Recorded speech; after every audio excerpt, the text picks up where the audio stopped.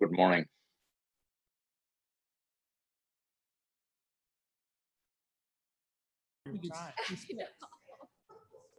Respect for the coronavirus, for one thing. Viruses. When I get up and move around, I put it on. When I'm by myself, it's like, Ready to go. Somebody sits here, I'm in trouble. Oh, thank you. I have a problem with that. Here we go. Remember Pat Storrs? Yeah. The problem with in a meeting is you may turn around and want to talk to someone. Or you go down the aisle. And you want to talk to them. They were kidding me earlier on my It's not to keep your mask on. in the Forest Preserve. Oh, I don't remember what it was like to be 30. I mean, it is kind of hard for me to remember. As much as you may think. You're old for 30. Although I don't know what's on yours, Mr. Yes, Kenyon. you're so kind. I don't blonde know. and I a, mean, I had no idea. I'm not good on ages, you know. I mean, I'm really not. I've got 5 sisters. Wait, you have So to you change think I masks for kinda- every yeah. meeting? I can't breathe through the other one. I wasn't intending on So wearing yeah, it. so I'm never good on ages. excellent. I throw the curve way off. I do all the time. My farm- I never ask a woman her age because there's no benefit to that. I know Jared's. Well, or give the money to the food bank too, or something. Yes, yeah, Jared's right.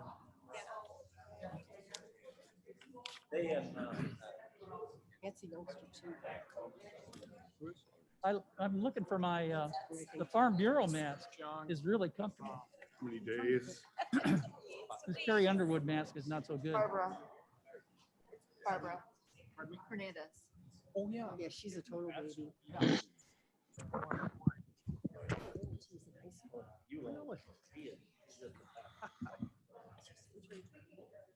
Oh, yes.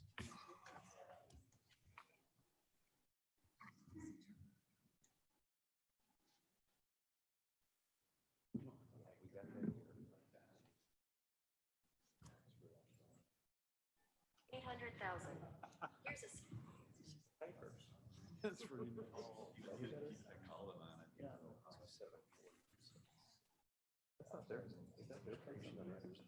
No, it's going, it's kind of random, but sure you Forest Preserve in Elgin, and the east side's putting that bridge under the railroad tracks. oh, she just walked around. exactly right. The project's kind of on hold because,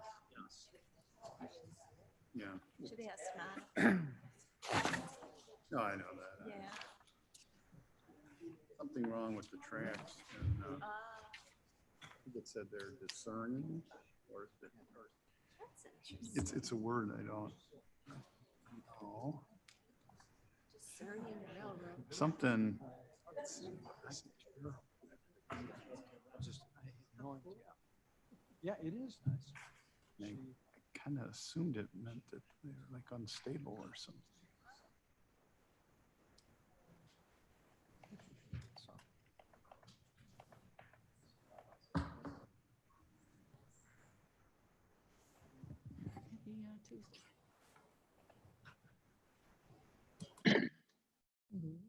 We're in camera, or are we just,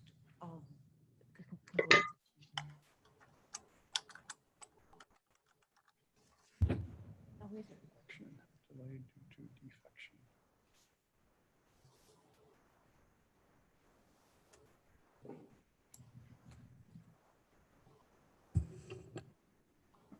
This month,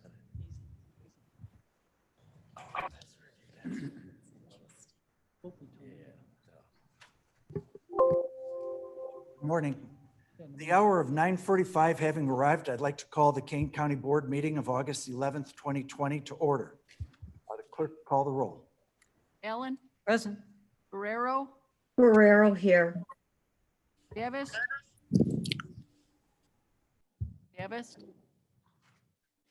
Braz, here. Hanson. Here. Hernandez, Here. Oshite, Here.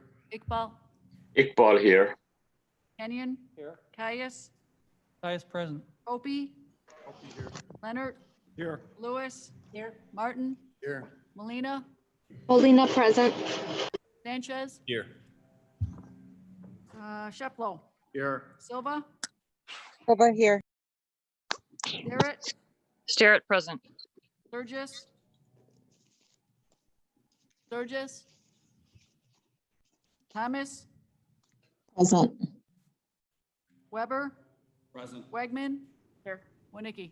Here. You have a quorum. Okay, we have a quorum. I'd ask everyone to please turn off the cell phones to avoid distractions over the next hour and a half. For the Pledge of Allegiance, I'd like to ask Nicole DiCardo, our new accounting clerk from the Finance Department, to come to the microphone and lead us in the prayer. Nicole. I pledge allegiance to the flag of the United States of America and to the republic for which it stands, one nation, under God, indivisible, with liberty and justice for all. Please remain standing. Nicole, it's never been done better. Well done. I'd like to ask Mark Van Kerkhoff to come forward to lead us in prayer.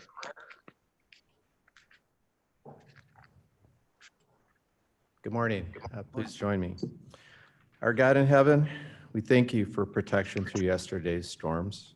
We pray for those who are still cleaning up and restoring damage. We are heartbroken for those who are suffering physically and economically during this pandemic and pray for healing and protection. We thank you for our frontline health workers and first responders. Please protect them as they serve to keep our communities safe.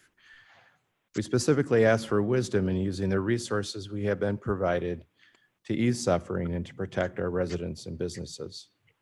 We also acknowledge this morning that people in our country and our county are restless. We ask you this morning for peace. Peace in our homes, peace in our communities, and peace for our nation. Amen. Amen. Mark, we're so fortunate to have your contribution to your neighbors. May I have a motion and a second to approve the minutes from July 14th, 2020? So moved by Mr. Kenyon, second by Ms. Wojnicki. Any thoughts, comments, changes? Davis present. Thank you. I'm sorry, who is that? Davis. Davis, okay. Welcome, Mark. Thank you. Seeing none in the room, are there any adjustments from the people on the phone? Hearing none, clerk will call the roll. Ellen, Aye. Barrero,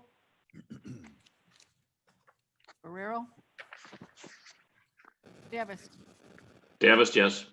Raz, Yes. Hanson, Yes. Hernandez, Yes. Oshite, Yes. Iqbal, Iqbal, yes. Kenyon, Yes. Caius, Caius, yes. Hopi, Yes. Leonard, Yes. Lewis, Yes. Martin, Yes. Molina, Molina, yes. Sanchez, Yes. Cheflo, Yes. Silva, Silva, yes. Barrett, Starrett, yes. Sturgis, arrive, Thomas, Yes. Weber, Yes. Wegman, Yes. Winnicki. Yes. That passes. Barrero, yes. Thank you. Okay, the minutes are approved. Public comment and actions to place public comment on file. We have two speakers who have signed up, Mr. Salas and Ms. Pinta. Both are on zoning petitions, so I'll put that into the portion when under development, under zoning petitions. Okay, new and unfinished business presentations.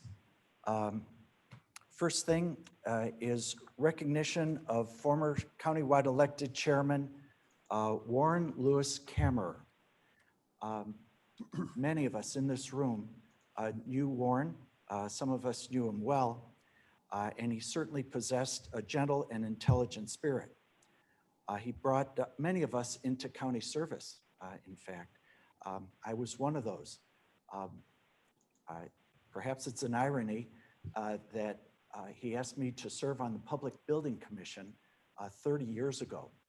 And the irony of it was that at that time, so many good things, powerful things were being done by Phil Elfstrom, Frank Miller, that I think that the reason why I was there as an accountant, independent accountant, was because I was supposed to keep an eye on things.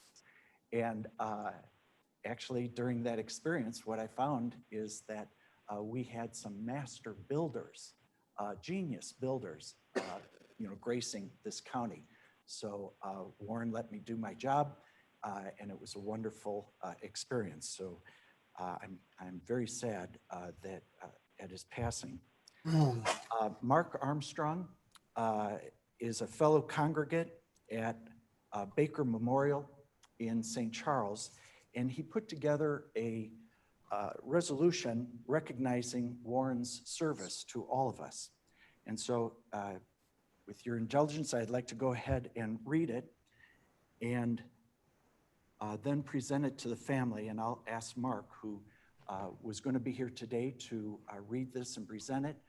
Unfortunately, he has some he had some oral surgery done yesterday, so he's taking care of recovering. So this is, I think that Mark has done beautiful work on this.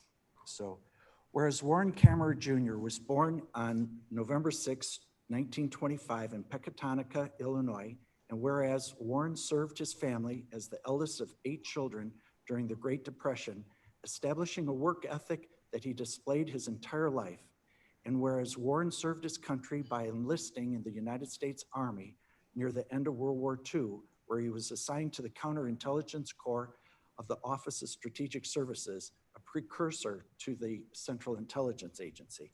And whereas Warren served his community by earning a BA in Business Administration from the University of Illinois in 1951, then working at Firestone for many years, culminating in managing and owning his own store in St. Charles for over 30 years. Whereas Warren served his fellow citizens by his involvement in civic affairs, including being a delegate to the 1992 Republican National Convention and becoming the first popularly and countywide elected chairman of Kane County Board, where he was instrumental in significant infrastructure and financial reforms.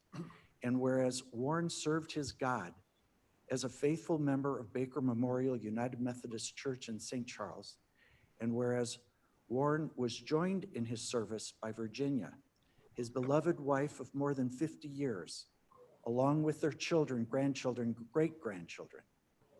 Now therefore be it resolved that the Kane County Board recognizes and expresses its gratitude for the life and service of Warren Lewis Kammerer Jr., the first popularly and countywide elected chairman of the Kane County Board. And I'll ask for a motion and a motion from Deb Allen, second by Mr. Hoshite from St. Charles. And I'll ask, well, first I'll ask for a moment of silence, if you would all stand. Oh my gosh. I would also like to welcome Virginia, Mrs. Kammerer. My gosh, it's so wonderful to see. I wasn't sure whether you were going to be here this morning or not. I'm so glad that you're here. This is a lady who has brought grace with her wherever she has gone from all the time that I've known her. So,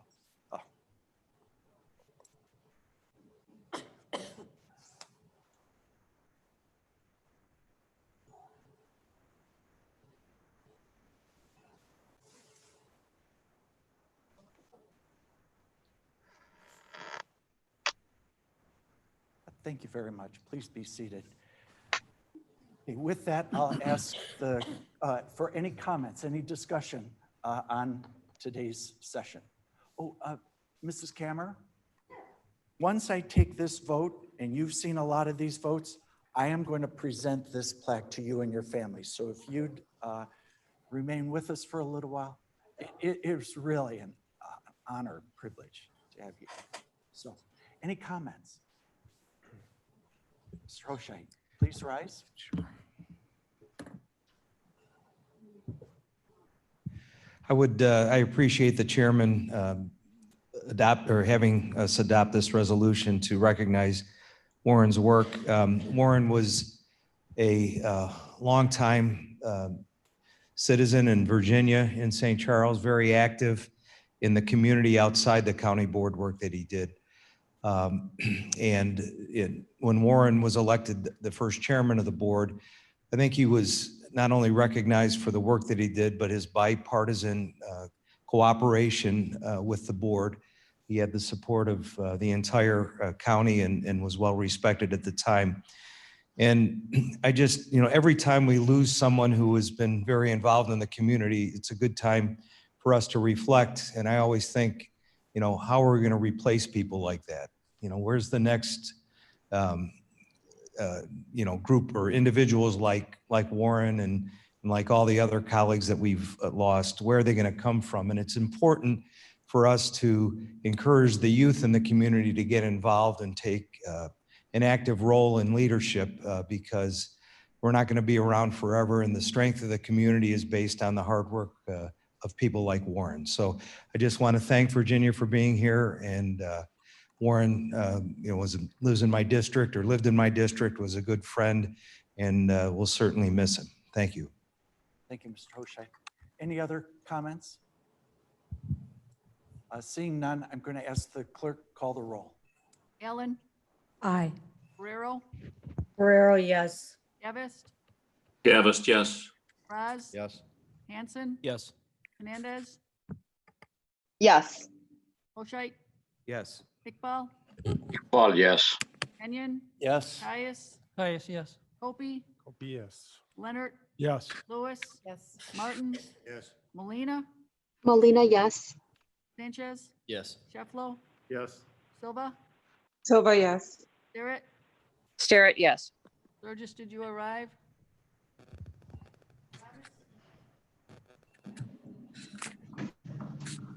Weber? Yes. Wegman? Yes. Winnick? Thomas, yes. Thank you, Ms. Thomas. Passes. The resolution passes. So would you come with me?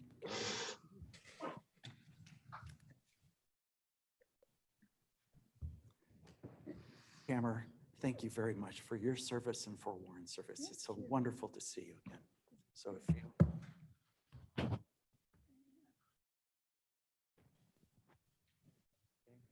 And Gabby, thank you.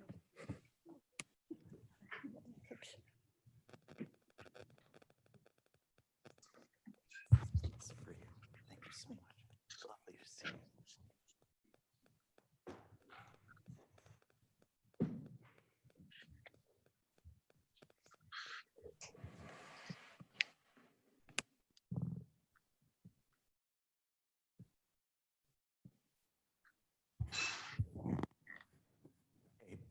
Next on the agenda is the Chairman Short Program. This morning, I'm going to defer any of my thoughts, comments to Barb Jeffers, our Director of Public Health, to give the board an update during this important time.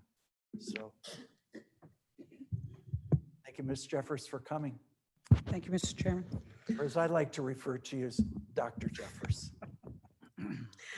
Good morning, County Board Chairman and County Commissioners.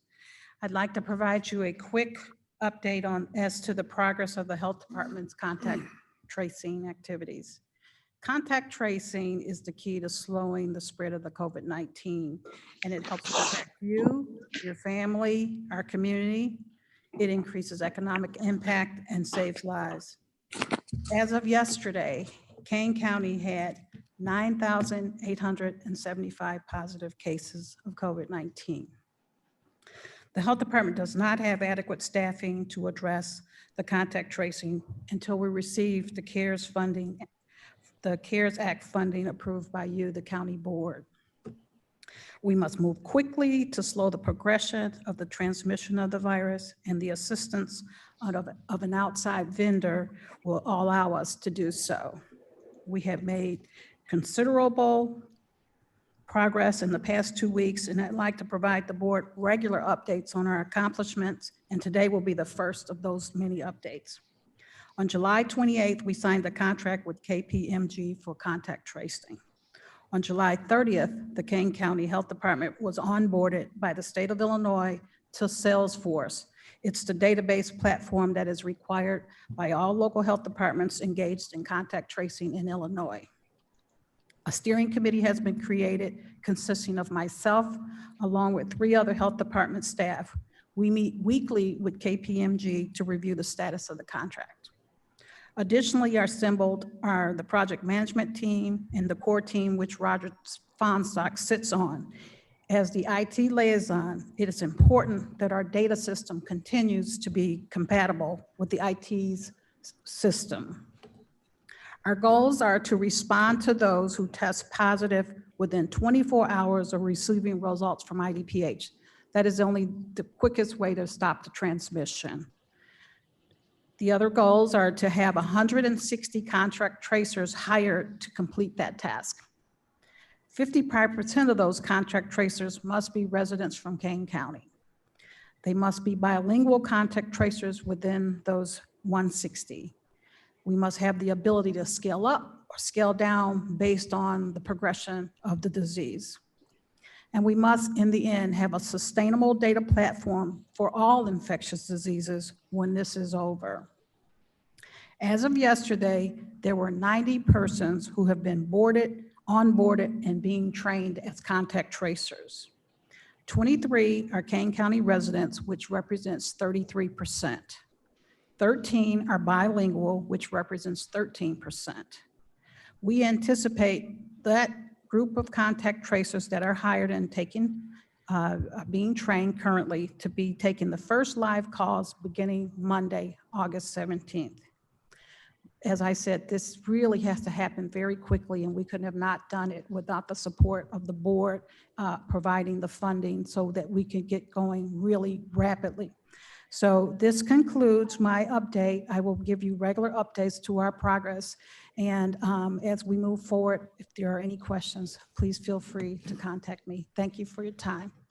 Thank you, Ms. Jeffers. Okay, next on the agenda, zoning petitions. I'd like to ask Development Committee Chairman John Martin to rise, discuss, and take us through the appropriate procedures to approve the zoning petitions on today's agenda. Thank you, Mr. Chairman. Being advised that we have a couple of speakers, may I ask what petitions you want to address if you're present? Okay, seeing no one or hearing no one in the room, and we have no one else signed up, I'm going to presume we have no speakers. The names were Pinta and Salas. This is Joy Pinta. I'm the attorney in support of Heartland Bank and Trust Company's petition. It's petition number 4549. Do you intend to speak or to address issues should they arise? I'm here to address issues should they arise. Okay, thank you. Thank you. My name is Julio Salas. I'm here for my petition for 629 Montgomery Road. And are you wanting to speak or to address questions should they arise? Address questions, see the rest. Okay, thank you.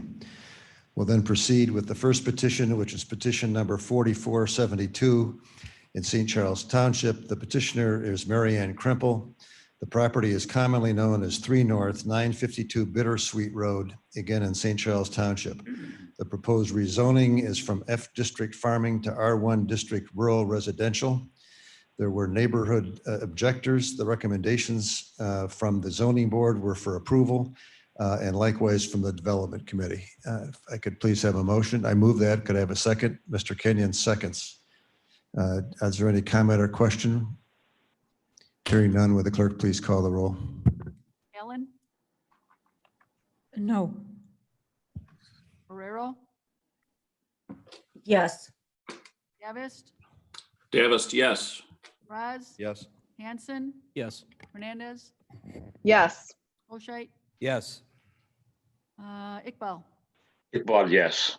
Kenyon, Yes. Caius, Yes. Hopi, Yes. Leonard, Yes. Lewis, Martin, Yes. Molina, Molina, no. Sanchez, Yes. Shefflo, Yes.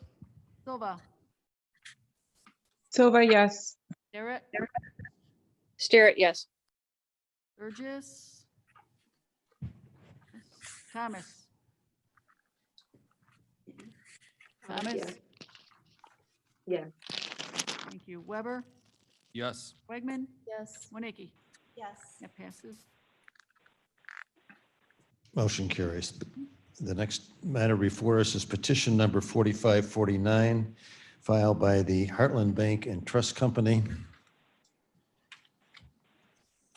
regarding property commonly known as 44 West 601 McDonald Road in Plato Township.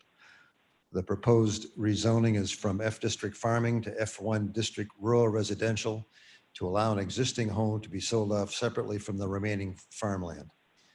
There was no regional plan commission jurisdiction. The zoning board voted recommendation of approval subject to certain conditions. The development committee adopted those recommended stipulations and also voted approval. I move approval and request a second. Barb Winnicki seconds. Is there any comment or question? Mr. Copey? I was just curious, Mr. Chairman, why the bank would be pursuing this resolution? Because the property is held in an Illinois land trust and the owner is the trustee. Are there any other comments or questions? Hearing none, would the clerk please call the roll? Ellen, Aye. Ferrero, Ferrero, yes. Davis, Davis, yes. Braz, Yes. Hanson, Yes. Nez, Yes. Oshite, Yes. Iqbal, Iqbal, yes. Kenyon, Yes. Caius, Caius, yes. Hopi, Leonard, Yes. Lewis, Yes. Martin, Yes. Molina, Molina, yes. Sanchez, Yes. Shefflo, Yes. Silva, Yes. Barrett, Barrett, yes. Thomas, Yes. Weber, Yes. Wegman, Yes. Winnicki. Yes. That passes. Motion carries. Matter is approved. The next petition is number 4551, filed by Lazaro Villa regarding property commonly known as 629 Montgomery Road in Aurora Township. The proposed zoning is a special use in the B3 business district for outdoor car sales. There were no objectors. There was no applicable jurisdiction of the Regional Plan Commission. The zoning board voted to recommend approval with one stipulation. The development committee adopted that recommended stipulation and also voted approval. I move approval of this. Request a second. Mr. Hanson seconds. Are there any comments or questions? Hearing none, would the clerk please call the roll? Ellen, Ferrero, Ferrero, yes. Davis, Davis, yes. Braz, Yes. Hanson, Yes. Hernandez, Yes. Wright, Yes. Iqbal, Iqbal, yes. Kenyon, Yes. Caius, Caius, yes. Hopi, Hope yes. Leonard, Yes. Lewis, Yes. Martin, Yes. Molina, Molina, yes. Sanchez, Yes. Shefflo, Yes. Silva, Silva, yes. Barrett, Starrett, yes. Thomas, Yes. Weber, Yes. Wegman, Yes. Winnicki. Yes. Motion carries. Matter is approved. The next matter before us is petition number 4552, filed by the Kane County Forest Preserve District regarding property commonly known as 45 West 475 Lasher Road in Big Rock Township. The proposed rezoning is from F District Farming to F1 District Rural to allow an existing farmette to be split off from the remaining farmland. There were no objectors. There was no regional plan commission jurisdiction. The zoning board recommended approval subject to a road dedication. The development committee adopted that recommendation and recommended approval. I move approval of this petition and request a second. Mr. Leonard seconds. Is there any comment or question? Hearing none, would the clerk please call the roll? Ellen, Ferrero, Ferrero, yes. Davis, Davis, yes. Braz, Yes. Hanson, Yes. Hernandez, Yes. Oshite, Yes. Iqbal, Iqbal, yes. Kenyon, Yes. Caius, Caius, yes. Hopi, Hope yes. Leonard, Yes. Lewis, Yes. Martin, Yes. Molina, Molina, yes. Sanchez, Yes. Shefflo, Yes. Silva, Silva, yes. Barrett, Starrett, yes. Thomas, Yes. Weber, Yes. Wegman, Yes. Winnicke. Yes. Passes. Matter stands approved. The next matter before us is petition 4553, filed by West Watson LLC regarding property located north and west of 1 North 318 Watson Road in Caneville Township. The proposed amendment is a request to portions of an existing F2 district, agriculture-related sales service, processing, research, warehouse, and marketing zone property to allow for liquor sales and consumption. There was no regional plan commission jurisdiction. The zoning board recommended approval with certain conditions. The development committee adopted those conditions and voted for approval. I move approval of this. Request a second. Mr. Kenyon seconds. Are there any comments or questions? Ms. Allen. Mr. Martin, just a question. Is this yet to come before the Liquor Commission? I'm going to presume so, but I'm not certain. Okay, I just didn't recognize it as one we had seen before, but sometimes my memory fails me. Well, as my knowledge fails me, I'm not certain if it yet is going to appear before your commission. Okay. Are there any other comments or questions? Mr. Copey? If we approve this petition, and the Liquor Commission does not approve the liquor sales, what is our responsibility to this petition? Well, if they're not granted a license, they don't have a license to sell liquor.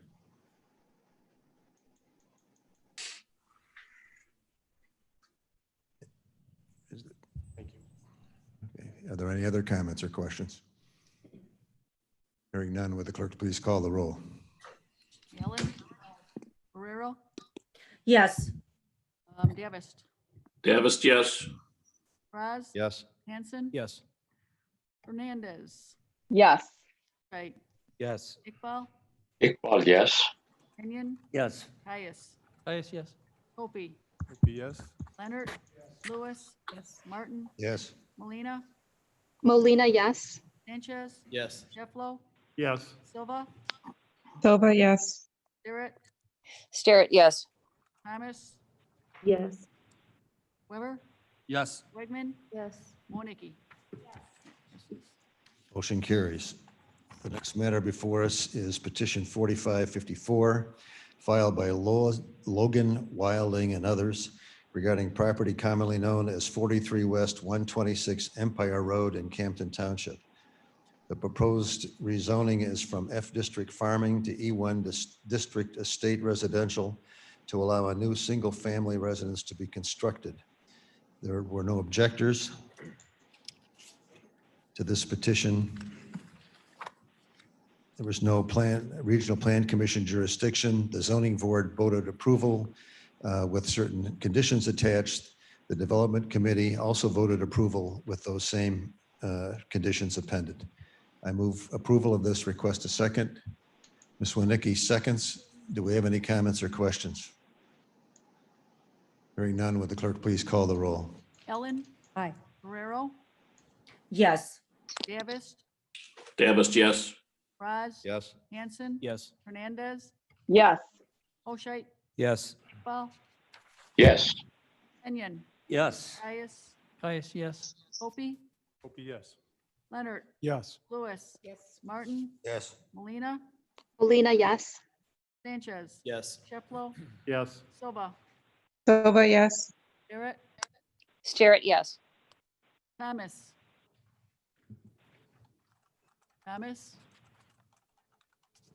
Weber, Yes. Yes. Wegman, Yes. Winnicke. Yes. I'm sorry, Ms. Thomas, did you have a vote? Yes. Okay. I'm assuming that's a yes in the affirmative? for the Voting petition? yes. Okay, thank you. Motion carries. The matter is approved. That concludes, Mr. Chairman, the petitions for today. Thank you, Mr. Martin. Okay, next on the agenda, the consent agenda. Would anyone like to remove an item from the consent agenda? So moved by Mr. Caius. or excuse me, Mr. Kais, what would you like removed? I'd like to remove 265 and 268.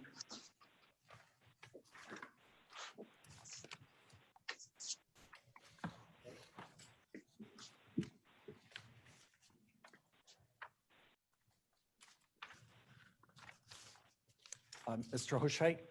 274 and 276.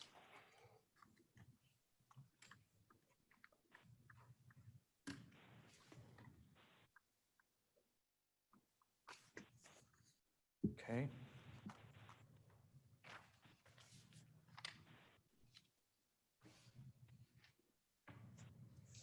Any others? Mr. Copey? 270, 249,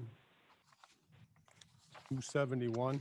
Oh, excuse me, I'm sorry, I need to follow, so. Okay, so 270, 249, 49. Okay, 271,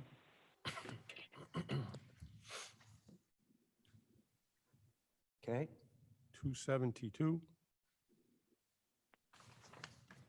okay, 269,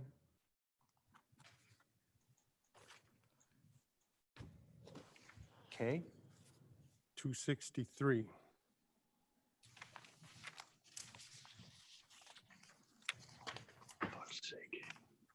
okay, thank you. okay. Are there others? Is there an amendment or an adjustment to,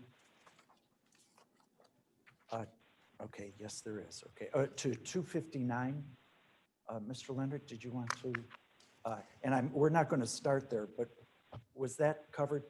You know, that's under the finance group, and if anyone has any questions, I'd be happy to answer those. Okay, so Mr. Hoshait, would you like to have that removed from the consent agenda? No, Your Honor, or Isn't Mr. there Chairman. isn't there an amendment to it? There, I'm sorry. yes, Then let's remove it so we can sure. discuss the amendment. The 259, you're going to approve Yes. everything? Okay, others?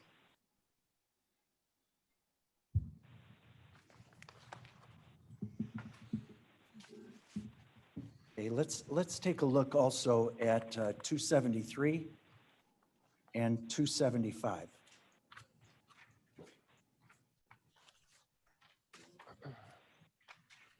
Are you removing them? Just for further consideration. Okay, any others?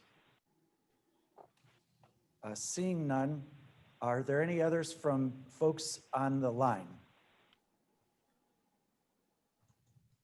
Hearing none, may I have a motion and a second to approve the consent agenda with the exceptions of 249, 259, 263, 265, 268, 269, and then 270 through 276. So moved by Mr. Kenyon, second by Mr. Sanchez. Clerk, call the roll. Allen? Aye. Guerrero? Yes. Davis? Davis, yes. Raz? Yes. Hanson? Yes. Hernandez? Yes. Oshait? Yes. Iqbal? Iqbal, yes. Kenyon? Yes. Dias? Dias, yes. Opie? Hope yes. Leonard? Yes. Lewis? Yes. Martin? Yes. Molina? Molina, yes. Yes. Sheflo? Yes. Silva? Silva, yes. Jarrett? Starrett, yes. Thomas? Yes. Cup? Thomas? Yes. Thank you. Weber? Yes. Wegman? Yes. Winnicki? Yes. That passes. Okay, the consent agenda with those exceptions is approved. Now, Resolution number 2249.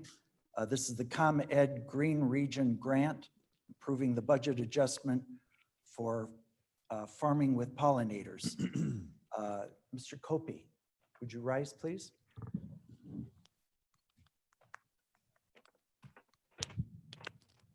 I brought up this discussion during the Forest Preserve meeting. We had a similar grant proposed and accepted. This grant proposes that ComEd offers $5,000, but it's a reciprocal $5,000 from the county's coffers. I don't believe that the county should be in the business of pollinating what nature has pollinated for the eons since the glaciers have melted. And I would like to make a motion that we strike this resolution, or at least table it until we get a proper presentation on the scientific results of this project. Let me just get clarification. Are you asking for a no vote, or are you asking to table? Well, I would prefer a table because I doubt if I'd get a no vote. Okay, the motion has been made to table number 2249. Is there a second? Seeing none, anyone on the phone? Hearing none, the motion fails for existence of a second. Thank you, Mr. Copey. Number 2259, we have Mr. Hoshait or Mr. Oh, I'm sorry, sir. I'm sorry, 249. It failed to get a second. Tabling failed, but we vote on it now, right? Yep. A motion in a second on 249. Okay, if somebody, let's see, who's, this is finance budget. Mr. Hoshait, could you Chairman, I'll explain move this? 249. We need a four. Yes, now I understand. Okay, good. I'll Thanks. second it. Okay, so moved by Mr. Hoshait, second by Mr. Kenyon. Further discussion? Good, thanks. Okay, seeing none in the room. Anything from anybody on the phone?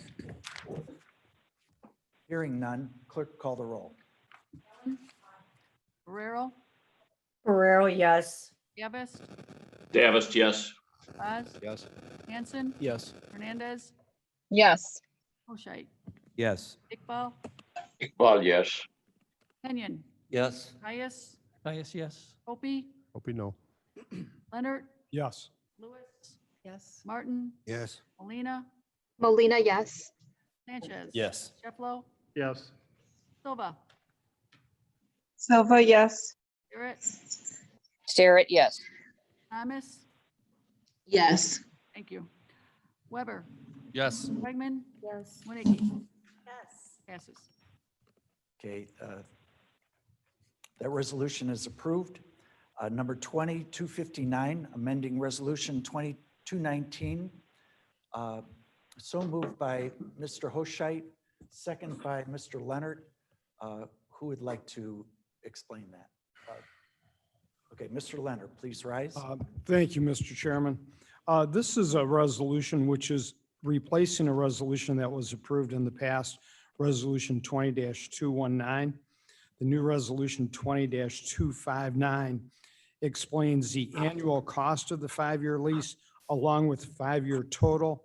It also explains the full vendor and the financing company that has been approved to do business in the state of Illinois. Okay. Any thoughts or comments? Okay, we have a motion and a second. Seeing no further comment from those present, anything from anybody on the phone? Hearing none, clerk call the roll. Allen, Aye. Guerrero, Guerrero, yes. Davis, Davis, yes. Oz. Yes. Hanson. Yes. Hernandez.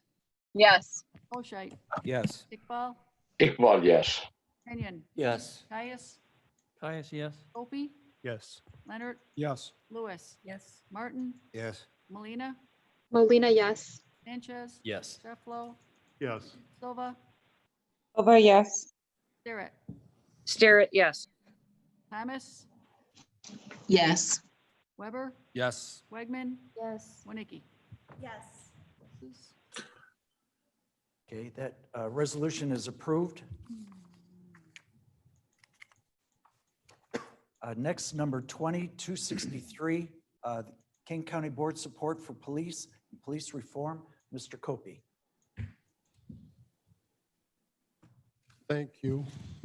I assume that this is a response to the George Floyd and police brutality. Would you like to make a motion to move it, and then we'll go to discussion? Oh, sure. Okay, do you wish to move it? I would like to strike this, it's a no vote. So how do you voice that? Okay, so you're calling for a no vote, not to table? That is correct. Okay, okay, so do you wish to move it, or should I call on somebody to move it in second and then go to discussion and we'll come back? I'm sorry. I'd like to not move it. Okay, so you're not going to move it. May I have a motion? to Davis move? moves. Okay, so moved by Mr. Davis, second by Mr. Hanson. Discussion, Mr. Copey. Okay, this is in response to the George Floyd police brutality. Sheriff Kane had put out a press release on how he was going to conduct his affairs in regards to this type of engagement. And for the Kane County Board, or anybody else for that matter, to meddle in those efforts, I don't think would bring positive results in the event that you start to make rules in regards to rules of engagement, which is should be the sole priority of the sheriff. The type of maneuver that they're explicitly referring to, headlocks and the sort, has been generated from an alleged apprehension method with George Floyd. George Floyd did not die of a choke. He died of a heart attack, is from what I gather. Now to enforce rules of engagement on a police officer who becomes physically involved with a perpetrator of a crime, an aggressive perpetrator of a crime, and not allow him or to be able to interpret whether that was that maneuver or not that maneuver.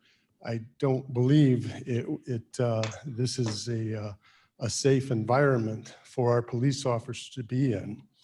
And if in the event their natural response was to apprehend a person who is attacking them without rules of engagement, and they do grab the neck as a safe as a method to keep themselves safe, then they would be responsible now at that point to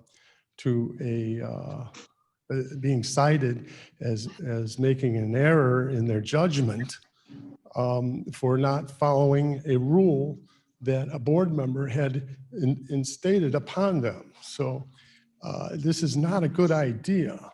There are 800,000 sworn police officers, not to mention the entire security of the nation, that I'm speaking of the police officers. There was one instance And there are several instances of brutality. Don't get me wrong.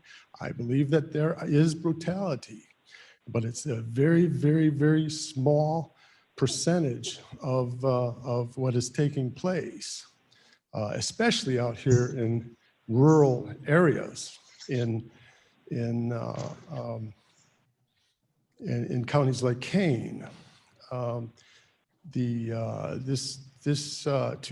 impose this type of restriction upon a police officer where rules of engagement are no rules of engagement are prevalent we should not pursue this, not without a lot of discussion. Thank you. Thank you, Mr. Copey. Mr. Sanchez. Further discussion, Mr. Sanchez. Thank you, Mr. Chairman. I'm on the Judicial and Public Safety Committee. This came through that. And I do believe that Mr. Iqbal worked very closely with Sheriff Kane on this. And if my understanding is correct, Sheriff Kane had already gone away from using chokeholds in order to restrain somebody in the field. So I think, Mr. Copey, your concerns about our boys causing anyone to have a heart attack are not very well founded, and you don't have to worry about this resolution. Sheriff Haynes behind it. Mr. Chairman, Dr. Silva. Okay, Dr. Silva, further discussion, Dr. Silva. Thank you, Mr. Chairman. Good morning, fellow members of the board. I am actually very much behind this resolution. While I understand Mr. Copey's thoughts and his urge to protect our men and women in blue, I would like to point out that it's not just one instance. I can provide you with names of probably hundreds of situations around the country where this has happened. And I think the Black American community is watching us very closely.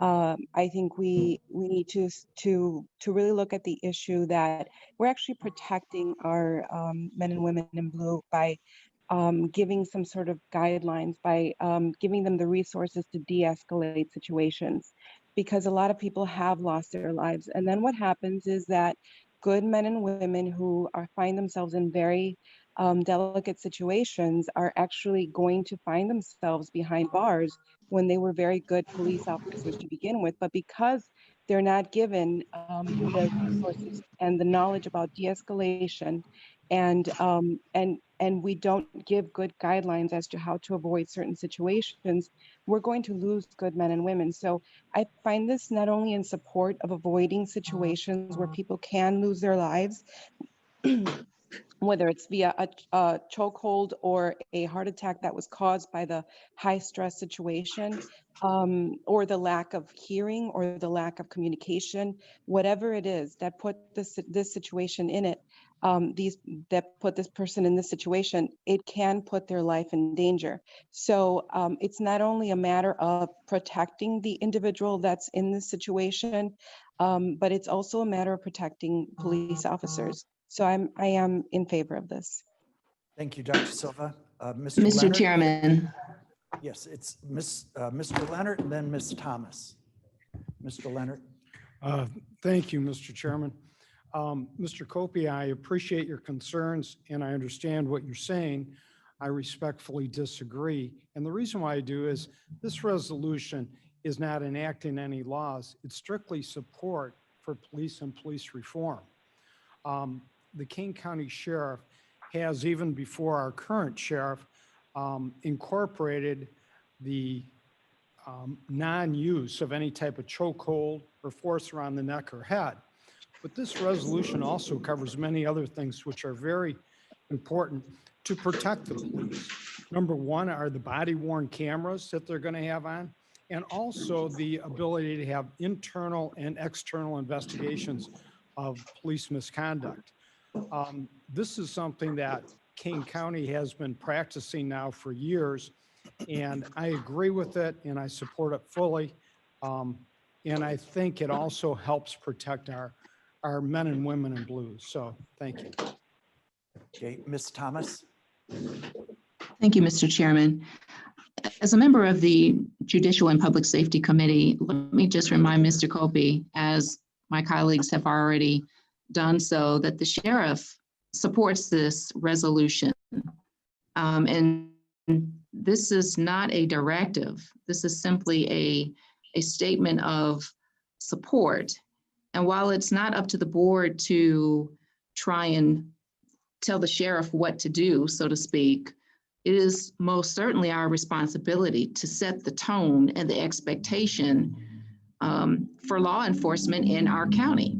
And I'm so grateful that our sheriff recognizes that accountability, which this resolution speaks to, only makes his department and his deputies better and provides better service to our community.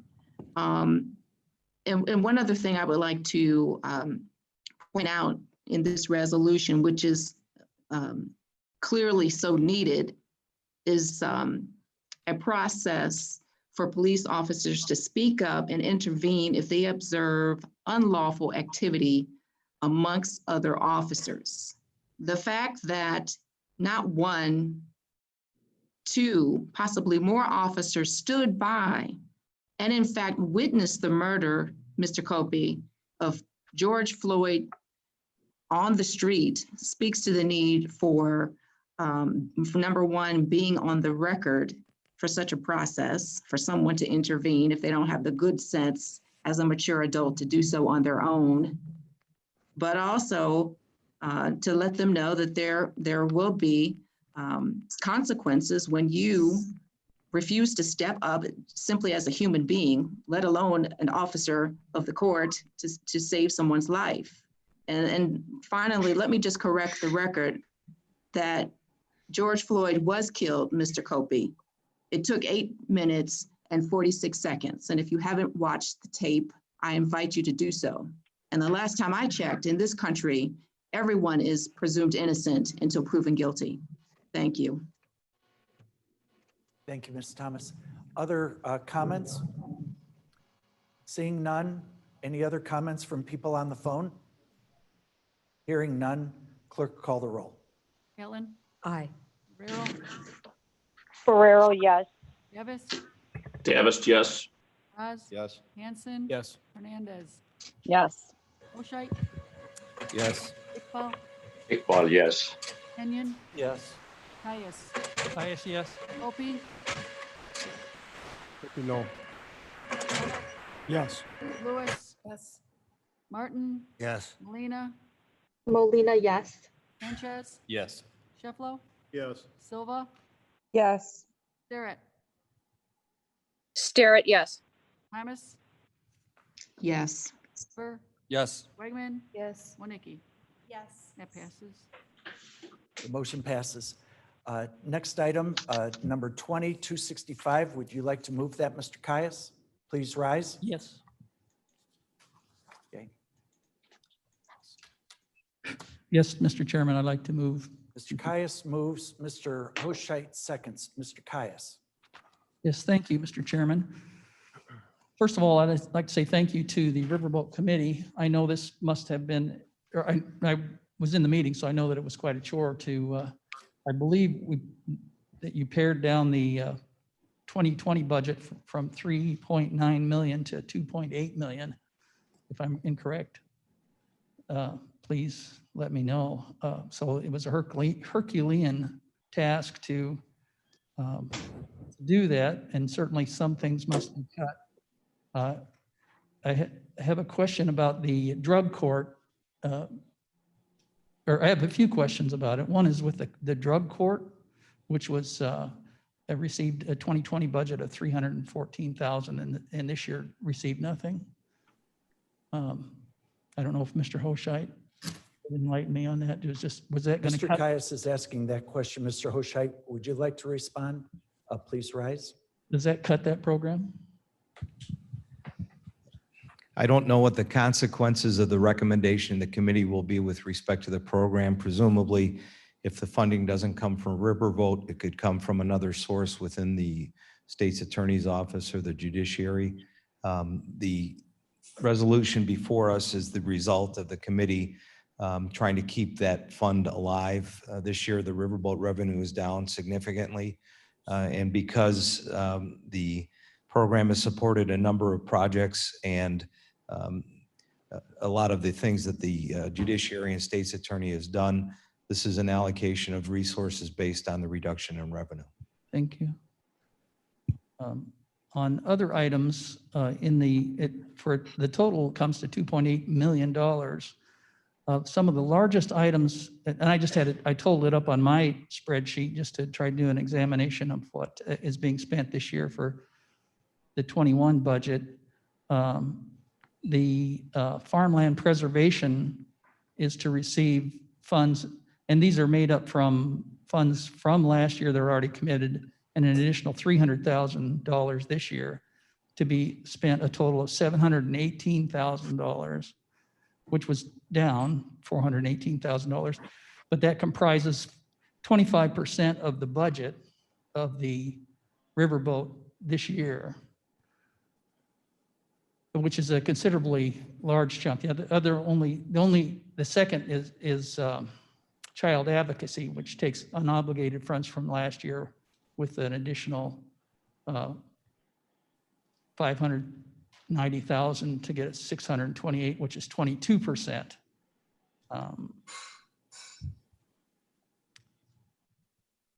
So those are the two largest. And the concern I have is that while I admire and consider the farmland preservation a valuable source or a valuable program to keep the farmland, I am concerned that the size of the allocation remains maybe not, is larger than what it as a item is larger than what it should be. I know the other items from last year that were allocated, the information matrix for $27,000 and our community outreach coordinator for $50,000 were completely eliminated. I think that, and I'm concerned mostly about the community outreach coordinator, which is the arm of the Kane County Connects, which I consider a valuable tool to be to reach out to our constituency. I know that when I canvass, one of the first comments, most common comments I get is, what does the county board do? Which is hard to answer sometimes because we don't have a message sometimes that reaches out to everybody. And I think that this is a valuable tool. What I would like to do in deference to the Riverboat Committee is I move to amend the budget to transfer $50,000 from the farmland preservation, the $718,000 from there, to the community outreach coordinator under budget item 0.001. Actually, the first question I would have before I do that, if I was to do that, would that affect the farmland preservation this year or last year's allocations? Not this year, last year's allocations. So the programs that are already committed to wouldn't be changed or harmed. Okay, could you restate your question briefly, and I'll ask Mr. Hochet to answer it. Sure. The question would be, if the $50,000 was removed from the $718,000 for farmland preservation, would that affect the amount that, or the acquisition that was in line last year? Would still be safe? It's my understanding that, well, first of all, farmland preservation transactions take place over a number of years. It's negotiation with farmers, it's getting an agreement together, and then it's getting the agreement vetted through the federal government. As you know, that the funding that we provide is matched by the federal government, and so our ability to, or the commitment that the committee has made over the years to fully fund that program is in order to enable us to get as much matching dollars or maximize the matching dollars that come from the federal government. what is set forth, the carryover from last year is, according to Janice Hill, 100% committed to transactions that are in the queue. It's my understanding that the funds that we allocate this year are for deals that we have approved or have commitments on that will actually go to closing subject to approval from the federal government. So the consequence of removing money from that program will be that transactions that we have at least an agreement on would not move forward to close. At this time, or it could be done in the future? That's correct. The consequence would be that we would withdraw our commitment to certain acquisitions. My suggestion would be that because of those, I know the board has had significant support for this program since its inception, and this was the will of the committee to make that a priority over the other items that were cut. And so I support keeping the budget as submitted. Mr. Oshai, Mr. Caius? Well, I will go ahead with my amendment. I propose the amendment that we removed $50,000 from the farmland preservation account and move it to the community outreach coordinator. Okay, Mr. Caius makes the motion to amend Resolution 2265 to move $50,000 from farmland preservation to Kane County Connects. Let's see, Ms. Wegman seconds the motion. Discussion. Mr. Chairman, this is Ms. Thomas. Yes, Ms. Thomas. Thank you. I support Mr. Caius's effort, and I too am a great proponent of the Community Outreach Coordinator and Kane County Connects. I think during this time, residents will rely on and expect even more information. And it's been my experience that, when interacting with constituents, the first thing they ask about is, why Kane County Connects, and, they seek more information. And so this is not the time to eliminate that. And so I would offer a friendly amendment to, for us to find $50,000 from these other, from other programs, not necessarily just farm preservation, but if perhaps a little bit is taken from some of the other initiatives listed here, maybe we can make that happen. Well, let's first take what's on in the queue right now, which is Mr. Caius's amendment. He's moved and Ms. Wegman has seconded. Further discussion. Mr. Fraz. Yeah, I'm going to support Mr. Caius's amendment. I thank him for making the move. I think it's a reasonable request. I have a Western district that benefits from the Farmland Protection Program, so I certainly stand to benefit from that. However, at this point in time and for the last several years, and I expect some years in the future, the pressure, development pressure on those lands is going to be very low. So I think taking a minimum amount out of there and applying it to this is a good move. I support Kane County Connects. It's been fun to watch it grow well beyond some of the initial targets for readership. And I get a lot of comments from people in my district, especially other elected officials that read it daily. So I would encourage the passage of this amendment. Okay. Thank you, Mr. Fraz. Other comments? Ms. Allen? I just want to weigh in here that the conversation is fine. I don't have any argument with that. I object to our taking the money from farmland preservation for this reason. These are matching funds, and there isn't any other program on this list that gets matching funds. So I hesitate to dip into that particular pot. Just to point out, the amount of new funds for farmland preservation is 300,000, and we're planning on spending 2.1 million. So it's not that large a percentage. 9%, I think. 9. I'm sorry? I think it's 9% of that, if you do the calculations. Okay, well, It's I'll a ask, large- it's a I'll large ask members of the board not to interrupt. We'll give everybody a chance to speak as they have been given a chance to speak. But while someone's speaking, if we'd let them finish, and then we'll go to the next speaker. I'll put you in line, Mr. Caius, after Ms. Wonicky. So Ms. Allen, please continue. I'll finish it up. I was just going to say that that the part of the original agreement with the riverboat was that there would be consequences of gambling. The same thing that gave us a windfall of money would also, for some people, be problematic. So the state's attorney was given the right to have programs to help address that. Now, the state's attorney's programs here are almost 50% of the 2.1 million. So I would just object to our pulling that 50,000 out of that particular pot and say that there would be other places where we could get that money, and I'd rather not touch farmland protection for that reason.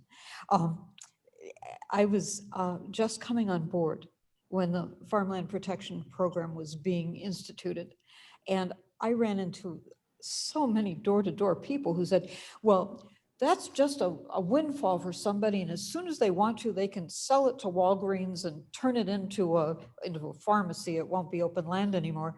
So I went to the trouble to get the document, and the document is written such that it absolutely cannot happen. This is land that is protected in perpetuity. If you ever heard about a Walgreens coming in, you could go into a court, I could go into a court, any citizen could go into a court. They would look to this agreement and see that nothing like that could ever happen. So it's one of the safest ways that we spend our money that I'm aware of. And I also got a kick out of the fact that we had our staff going to innocent farmers and saying, I'm from the government and I have something that might help you. It's just for our staff to have been able to climb over those barriers and now have a working relationship for the benefit of all of us with our farming community is just, I think it's a tremendous accomplishment of public relations and stick-to-itiveness. And I hope we can honor that proposed grant to farmland preservation. Thanks. Okay, thank you, Ms. Allen. Ms. Wonicky, and then Mr. Caius. Thank you, Mr. Chairman. Ms. Allen just said it beautifully, and she is really correct in almost everything she has said. Farmland protection was proposed back in, I'm thinking maybe 1999 or 2000. It was a very difficult hurdle to get over, to get the farmers to trust us. I think Mr. Kenyon actually spoke against it because the farmers were a little untrusting of government proposing purchasing land and putting an easement around their land. Well, as time went by, and we made, I think our first purchase was maybe the Strom farm in my district. And as farms were being, easements were being put around the farms to preserve those farms, farm families said, this is a wonderful opportunity to keep our farms into perpetuity for generations to come, because the farmers wanted to farm their children and they were hoping their grandchildren would also do the same and keep those farms as they are today. And to take away any money from that is just such a step backwards. To do that, it would just be hard to bring it back and bring those funds back up to where they should be. In fact, I was disappointed that we actually cut back on some of the funds over the last few years, but I understand that the funds from the riverboat are decreasing, and maybe even more so with the COVID. But, and Deborah's 100% correct that it is a project that has matching funds. And we moved ahead with this program so that we wouldn't end up like our counties to the east of us. No, there's no farms anywhere that I can think of in DuPage County or Cook County. And we wanted to keep that heritage in our county. So thank you, Deborah. And thank you, John, for also speaking in favor. So Thank you. I am opposed to taking money out of that account. Thank you, Ms. Wodnicki. Mr. Caius, then Mr. Copey. Mr. Caius. Thank you. Thank you. And I agree. Oddly, I'm split because I do think it's a valuable tool, and I'm a bleeding liberal, so to say that taking it away and putting aside commercial property is probably against what I'm usually for. But I see that this is a larger part. I think when you talk about moving forward, this is a capture of the past, and that moving forward for us may well be that we make sure that we make sure that we have communication with our county and our citizens. So as far as the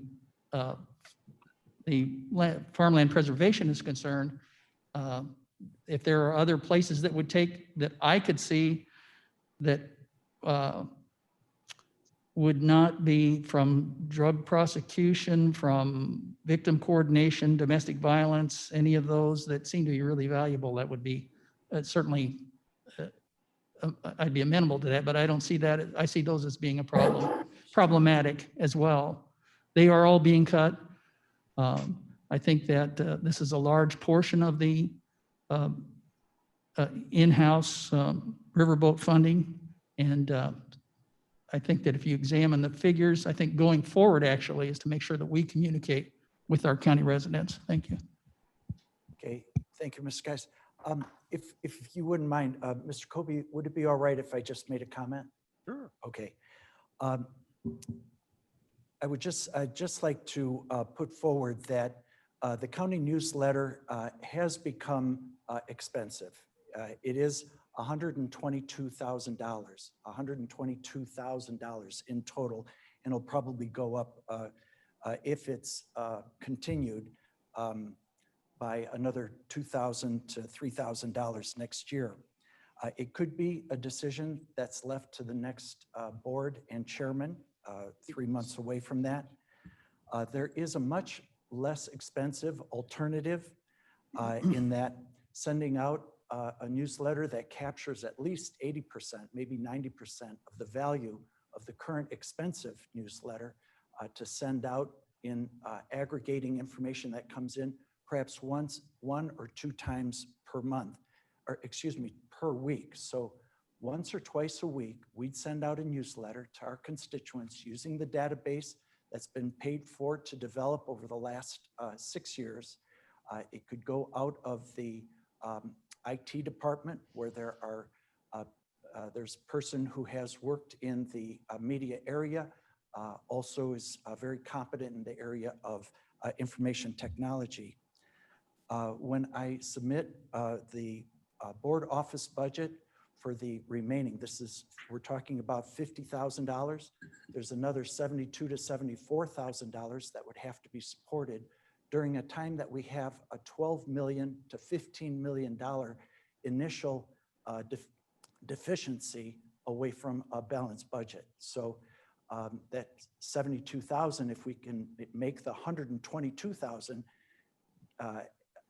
and the estimated cost of the alternative is $20,000. If we can save $100,000 on the newsletter communication, I think that is a good way of spending our taxpayers' money that is very scarce in the beginning. So just thank you, Mr. Copey, for allowing me just to make a comment on that.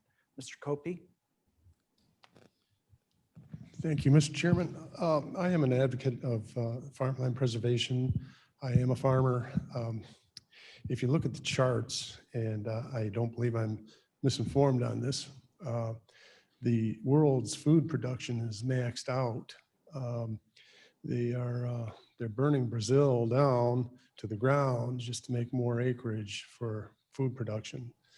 And eventually that will see its ends also, and it will be caught in this parabolic curve to where the population increases and the food production stabilizes or decreases in the event of, say, weather. In fact, the weather is being altered by Brazil's burning. And it's a very, very important aspect to our survival to identify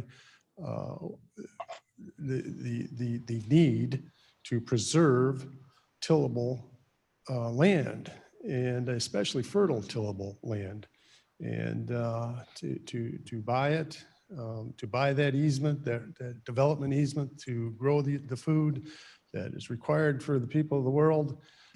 You know, we should all be for that. Let's see, that's about, I just lost my train of thought. I'm sorry, but I think I said enough. Okay, thank you, Mr. Copey. Thank you for bringing us the Malthusian concept of, you know, the population outpacing our food supply. I think it comes back from the 1800s, 1700s, 1800s, but thank you. Other comments? Mr. Sanchez. Thank you, Mr. Chairman. Chairman Hochscheid, the Riverboat Committee Chairman. Is there another source of funding in the Riverboat grant pot that this $50,000 can come from? Or is it only from the other programs that are being approved? Is there any left over?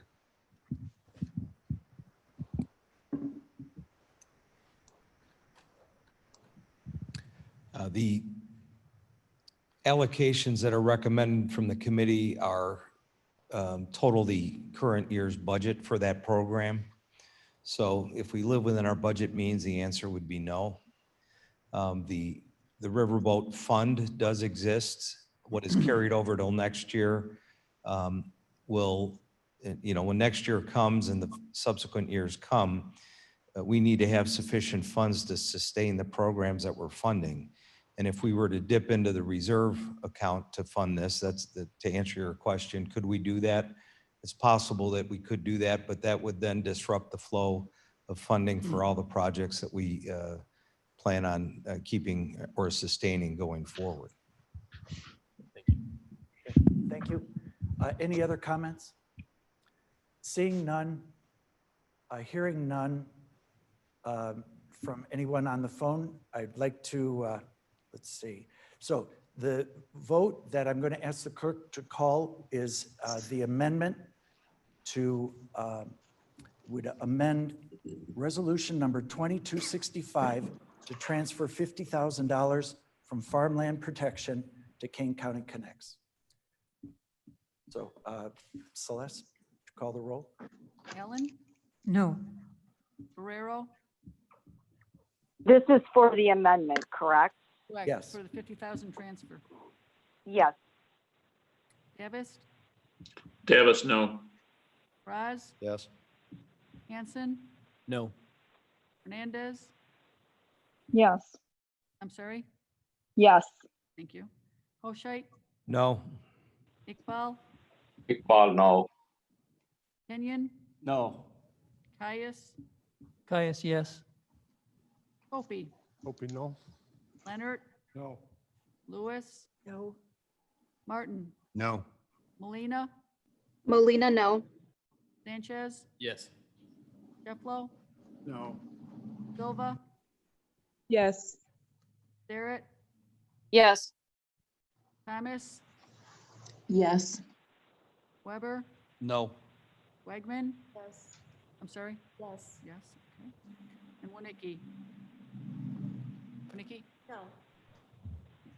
Okay, the motion fails. Now back to the number 265 as it stands. I think I remember there was I don't want to complicate it because I know that we have many more items that we still have. Would it be all right with the board for us to go to discussion on the resolution itself? Okay, seeing none, hearing none.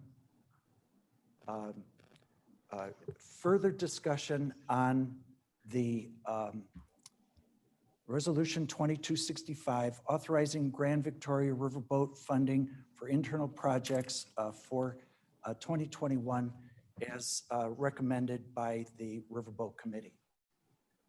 Further discussion? Seeing none, is there any from anyone on the phone? Hearing none, clerk will call the roll. Ellen, Aye. Barrero, Barrero, yes. Davis, Davis, yes. Raz, Yes. Hanson, Yes. Hernandez.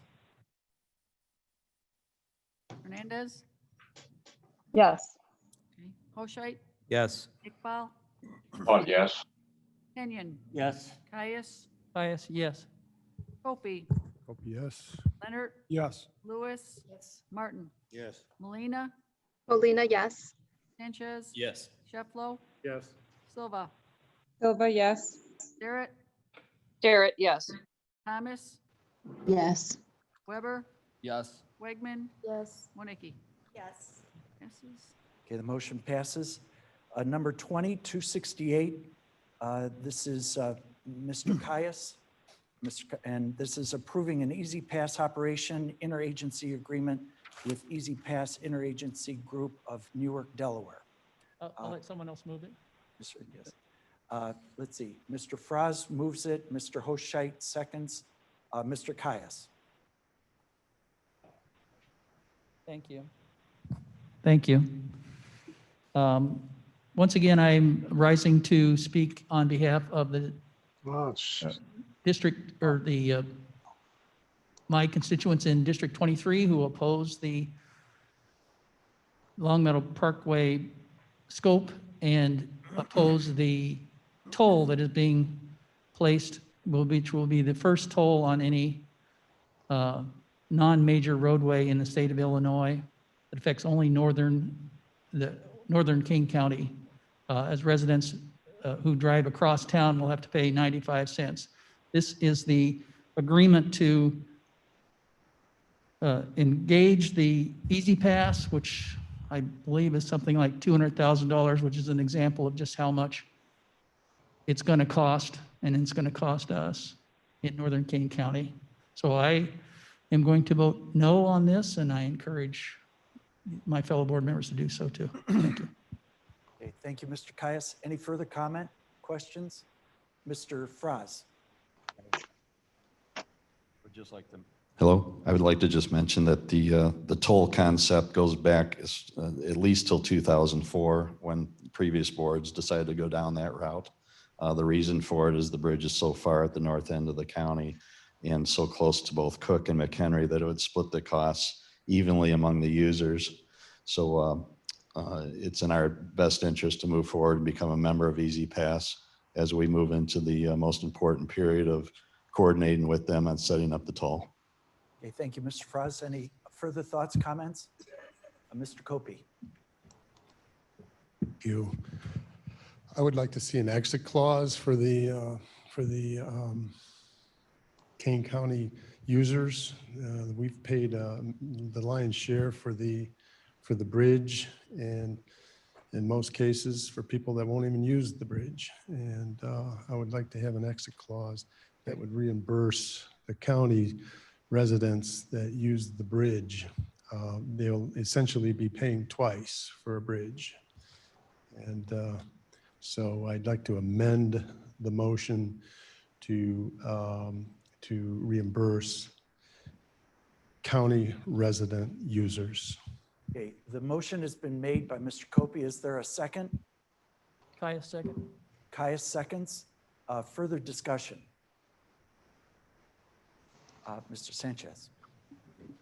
I didn't know if Rickard or Shadle would be able to comment on the arrangements they made for some of the local residents crossing the bridge. I don't know if it'd be appropriate for them to respond. Okay, Mr. Fraz, can you answer that question? Yeah, I'm If not quite sure what you mean by exit clause. I'm not familiar with that. I've never heard that term before, Mr. Kopi. Actually, a general question could be stated, is there any concession to Kane County constituents on the cost that they would have to pay for using the bridge? Yes, there is, especially with the oversized and overwidth truck users. We have concessions for them, and there's also concessions for local county users. I can't remember exactly, but I believe if you use it more than once in one day, there's a discount. I would have to defer to staff to go over the details. Okay. I think that answers the general thrust of, are there concessions, consideration for people who live in Kane County? And the answer was yes. Okay, thank you, Mr. Fraz. Okay, Mr. Copey, further? Go ahead. Mr. Copey. I thought I read through the several hundred pages fairly well enough, but the terms of reciprocity and fee calculation on page 368 is the pertinent document, and there is no, I didn't see any evidence of that claim. Okay, let me just confirm that Mr. Fraz asserts that I'm familiar with it. Would there be confirmation from Chief Engineer of KDOT, Mr. Shadle? Thank you very much for being here today. You can say yes or no if there are those considerations for, if you would like. Otherwise, you could come to the microphone and give more detail. Okay, I thought that there was. Okay, so Mr. Fraz? Yeah, and I'd also like to just add that, we're just entering into agreements and negotiations with Easy Pass. That's why we want to become a member. Makes life easier on us if we're a member as we go through that. So some of those things are conceptual at this point. They would be nailed out as the agreements are made. Okay. Thank you, Mr. Fraz. Any other thoughts or questions on the amendment? Okay, seeing none. Any from people on the phone? Hearing none. This is, I'll ask the clerk to call the roll on the amendment to number 2268. Clerk, call the roll. Allen, No. Guerrero, No. Davis, Davis, no. Raz, No. Hanson, No. Hernandez, No. Hoshite, No. Iqbal. Iqbal. Kenyon, No. Caius, Caius, yes. Copey, Copey, yes. Leonard, No. Lewis. No. Martin, No. Molina, Molina, no. Sanchez. No. Shefflo, No. Silva, No. Starrett, Starrett, no. Thomas, No. Weber, No. Wegman, No. Winnicki. No. Okay, the motion to amend fails. Now back to the original resolution. Any further comment on number 2268 before I ask the clerk to call the roll? Seeing none. Any from anyone on the phone? Hearing none. Clerk, call the roll on the motion and second to pass number 2268. Celeste. Allen, Aye. Guerrero, Ferrero, yes. Davis, Davis, yes. Raz, Yes. Hanson, Yes. Hernandez, Yes. Hoshite, Yes. Iqbal, Kenyon, Yes. Caius, No. Copey, Copey, yes. Leonard, Lewis, Martin, Yes. Molina, Molina, no. Sanchez, No. Shefflo, Yes. Silva, No. Starrett, No. Thomas, Yes. Weber, Yes. Winnicki, I'm sorry, Weber, Wegman, No. and Winnicki. Yes. Okay, the motion passes.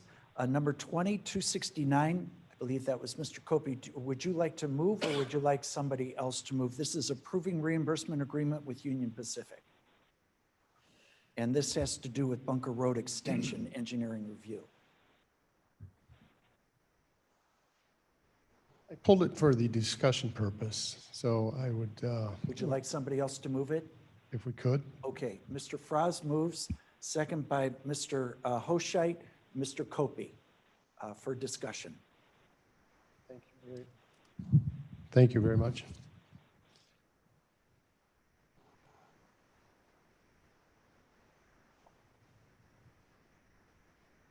Oh. Does the Bunker Hill extension, does it incorporate a bridge? And will the county be reimbursed major portions if it is a bridge? Mr. Frost?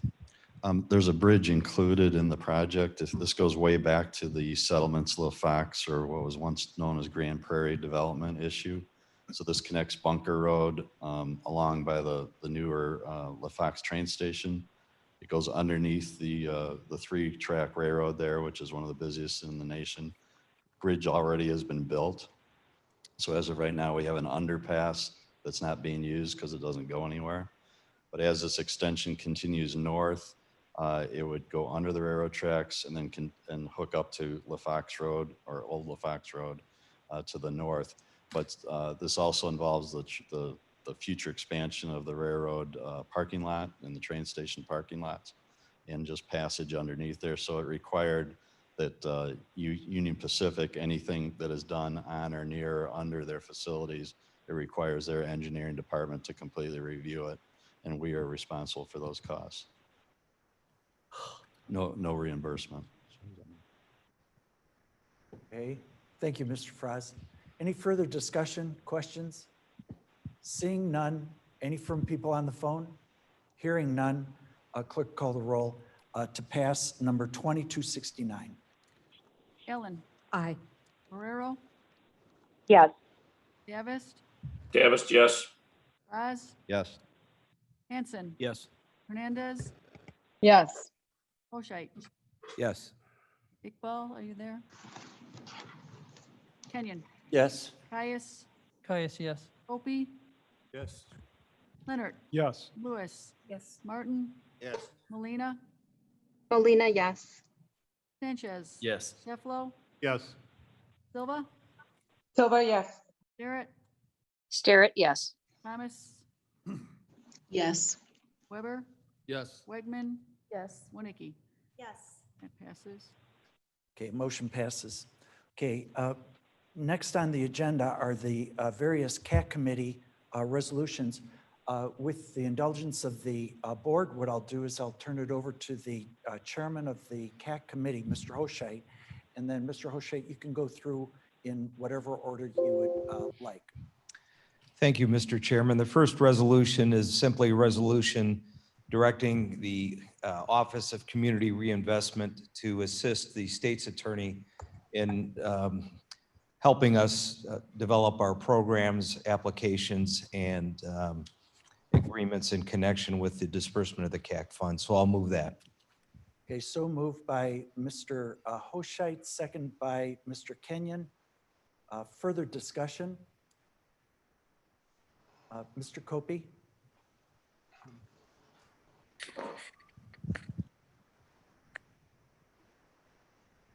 I would like to amend that resolution. Correct. To strike the word requires, and which whereas is it requires the staff support to perhaps something not so mandatory. What it essentially does is it relinquishes or dilutes the board member's authority to one bureaucrat. We originally, Chairman Lawson made a statement several months ago to put the entire board on the new committee, and it's been rendered down to 6. And I don't want to relinquish any more of my authority to a interpretation of requires a staff support or a bureaucratic input.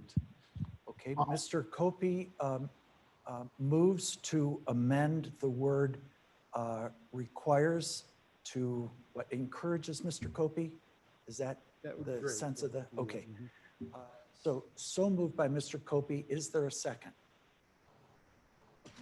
Seeing none, is there a second from folks on the phone? Hearing none, the motion to amend fails for lack of a second. Further discussion, questions? Okay. Let's see. On this one, certainly moves forward. Certainly the votes are here. I would like to, as I try always, to exercise golden rule that having been a legislator, as you are, if someone has information, I don't think it's information that will change the vote. And so I won't take any time on it today, but I'll ask for your permission to send it out. If I'm aware of important information, that's not, I understand. I don't think that it would be decisive in this vote. I would want it, and therefore I want to treat people as I would want to be treated. And so I just provide that without slowing down this process. Not only do I not want to slow down the process, I want to encourage progress on this. And also I think it's important for all of us to be perceived as moving this forward. So just with that caveat, before we go to a vote, any other thoughts or comments? Seeing none, hearing none, clerk will call the roll. Ellen, Aye. Guerrero, Is this on the resolution or is there some sort of amendment? I'm completely lost at this. The This is on the resolution number 2270 to pass. It's on the resolution to pass. Yes. No amendment. Yes. Right. No amendment. Correct. Ferrero, yes. Davis, Davis, yes. Raz. Yes. Hanson. Yes. Hernandez, Yes. Hoshait, Yes. Iqbal, Paul, yes.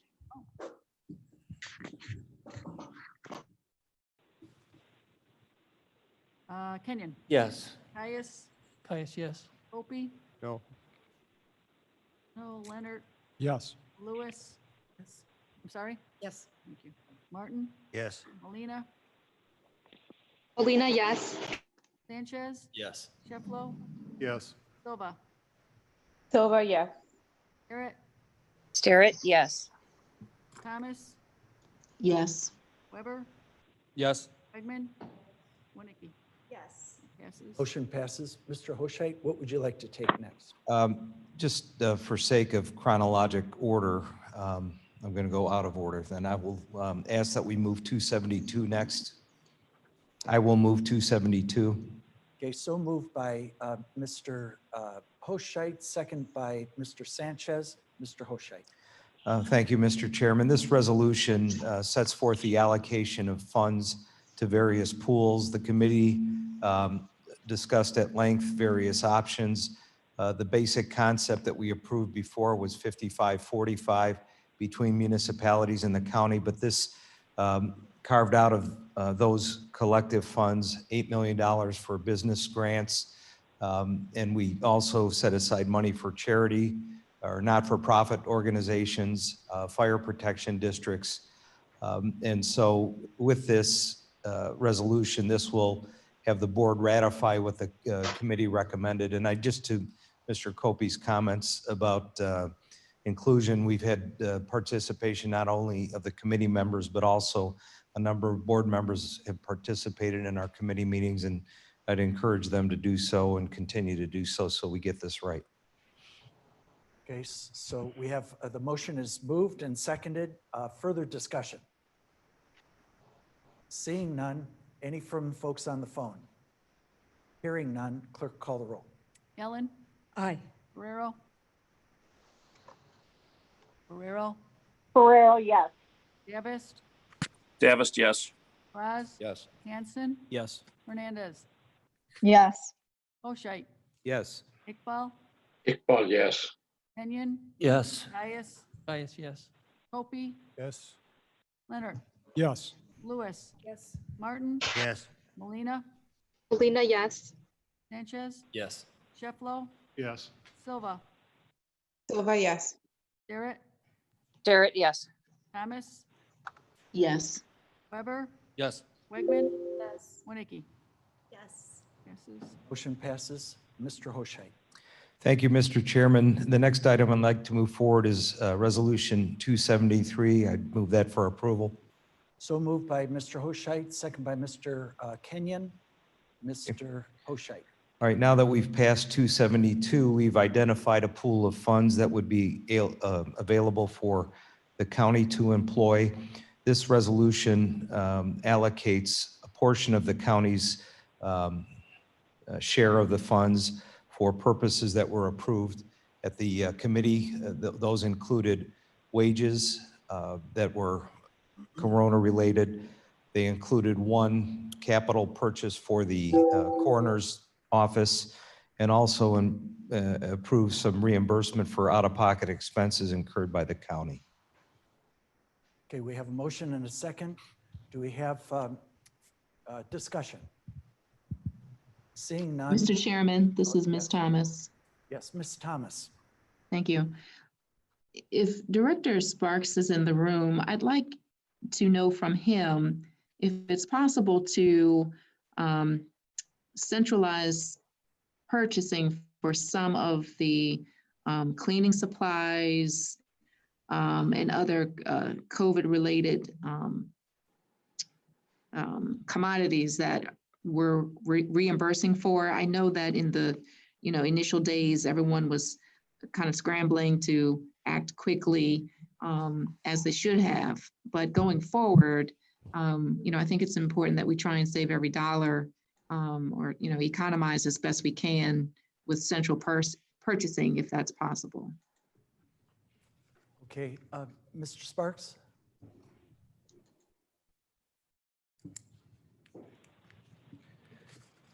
There's certainly opportunities to do that. The problem that we run into is that not everyone is looking for the same thing, and not everyone wants the same type of supplies. So in general, we normally don't distribute like hand sanitizers and things like that. We do supply basic cleaning supplies for our outsourced vendors, and that does not include cleaning hand sanitizers or regular disinfectant for personal use. Okay, thank you, Ms. Sparks. Okay, Ms. so Thomas? if I can have a follow-up, I don't know if Director Jeffers is still in the room, and her staff certainly don't need another thing on their plate. But again, if, there's one vendor or, that the health department is ordering through, I'm not sure why that wouldn't be sufficient for other departments. I'm just looking for an opportunity for us to centralize and achieve some savings here. Ms. Jeffers. I would have to echo Mr. Sparks' sentiment. Yes, there are lots of opportunities for the health department to buy some supplies, especially things such as our mask and some hand sanitizers and the other PPEs that are required. However, if there's something special that a department requires, we cannot. But in terms of the general PPE, yes, the health department can supply and support that and order it in bulk. Thank you. Okay, any other discussion? Mr. Shefflo. I don't know if I can be heard through that microphone, maybe. I just need a little help with the resolution. So we allocated 43.6 million to the county departments, I think just a minute ago, right? And this resolution is spending basically 24 million of that. And so I have kind of two issues. One, is that a finalized decision where that money can now transfer and it's gone basically? I've kind of said this before, I would rather, with my druthers, see the big picture instead of getting rid of 24 million and leaving 20 million to decide about. Why not add it all up? I mean, look at the big picture. And then secondly, On this list, is this, that attachment is $1,050,000, give or take? That's just the miscellaneous non-payroll. And then there's blue lines and yellow lines. I didn't see a legend on there as to blue, yellow, and white, I guess. Go ahead. Okay, Mr. Hoshait? Well, first of all, our goal is to try to get the funds out as quickly as we can.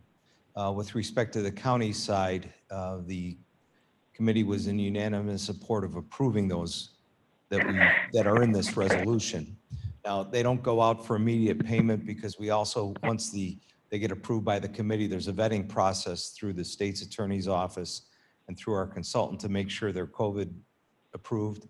But once that approval comes through, they're agreed on. The other requests that have come from the county have also been vetted through the committee. We've refined that list. The original list had requests in excess of the remaining 20 million. Some of the requests have been withdrawn by the department heads or elected officials. Others, as explanations have been provided, have been recommended against by the committee. And then the balance of those are moving forward for consideration and prioritization. And once we have that meeting, which we expect to have next Monday, we'll be coming back with a list for the balance of the county funds. So the goal is to get these counties' funds out and allocated as soon as possible. It's important that we do that from not only just from a staff perspective to understand what the resources are going to be, but also if we're going to get things ordered, we have to get them ordered so the money's invested by the end of the year. And we also need to understand where we're going to be financially regarding this year's budget and how this could have an impact on next year's budget. Okay, thank you, Mr. Hoshait. Other questions, comments? Did that answer that blue and green, the coding, the legend? I didn't hear the color question, but is that entire list the $1 million that's being spent at this time? Or I don't recall, Mr. Onzik's in the audience, I don't recall us editing that list at all, so we moved that forward as it was originally presented. The color coding were there are categories of expenses that were incurred by the sheriff's office for which he provided more detailed explanations, which I had sent out separately, I think a day or two ago to you. It was a breakdown or something? Yes. Okay. And these payroll expenses have already been incurred by our departments? Is this future? I can't recall the exact dollar amount, but about half of them had been incurred already. To the best of our knowledge, as far as they fit the eligibility requirements, but that's subject to further refinement, so that figure may change.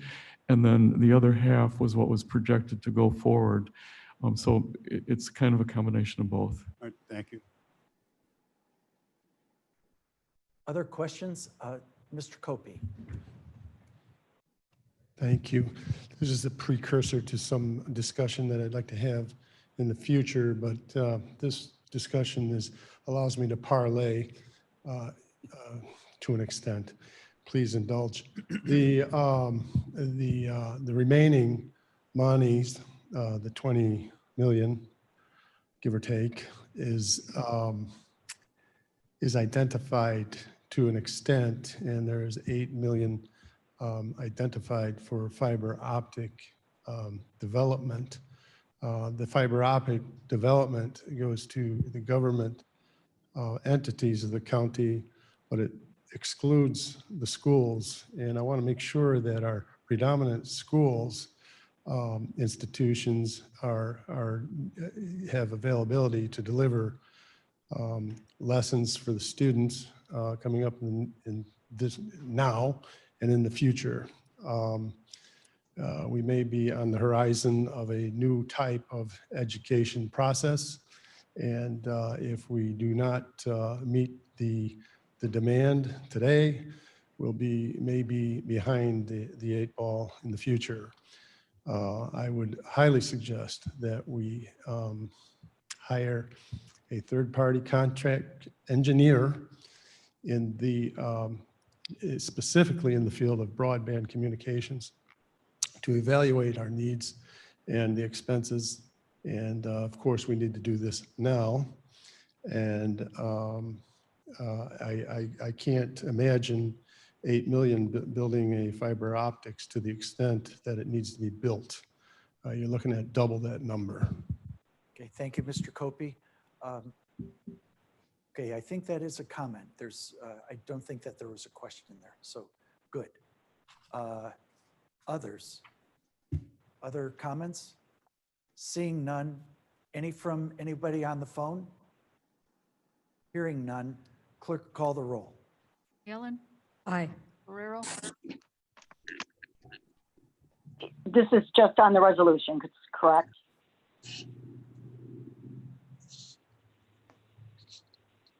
Hello? yes. Can you hear Yes. me? Yes, I can hear you. All right, what was your vote? I'm sorry. Is this just on the resolution? There's no amendment, correct? Correct. Yes. Okay. Davis, Davis, yes. Braz, Hanson, Yes. Hernandez, Yes. Oshite, Iqbal, Iqbal, yes. Ian, Yes. Caius, Yes. Opie, Yes.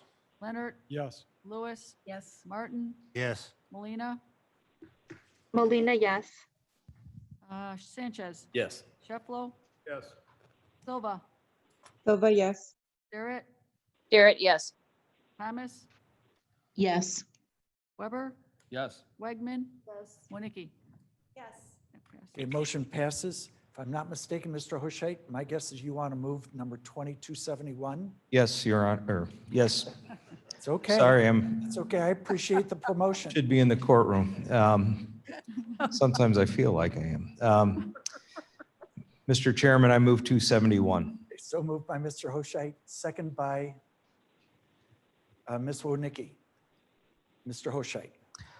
Yes, now that we've allocated funds for the external grants to municipalities and other governmental agencies, the state's attorney has worked on, in conjunction with a consultant, to assist in preparing an application for those entities, and this resolution approves that form. Okay, so moved and seconded. Discussion. Seeing none. Any from anybody on the phone? Hearing none. Clerk, call the roll. Allen, Aye. Guerrero, Yes. Davis, Davis, yes. Braz, Yes. Hanson, Yes. Hernandez, Yes. Oshite, Yes. Iqbal, Iqbal, yes. Kenyon, Yes. Caius, Yes. Opie, Yes. Leonard, Yes. Lewis, Yes. Martin, Yes. Molina, Molina, yes. Sanchez, Yes. Shefflo, Yes. Silva, Silva, yes. Jarrett, Garrett, yes. Thomas, Yes. Weber, Yes. Wegman, Yes. Winicky. That passes. Okay, motion passes. Mr. Hoshait. Mr. Chairman, just for sake of housekeeping, items 274 and 276 can be deferred. We don't have any actionable items with respect to those two resolutions this morning. I would move resolution 275.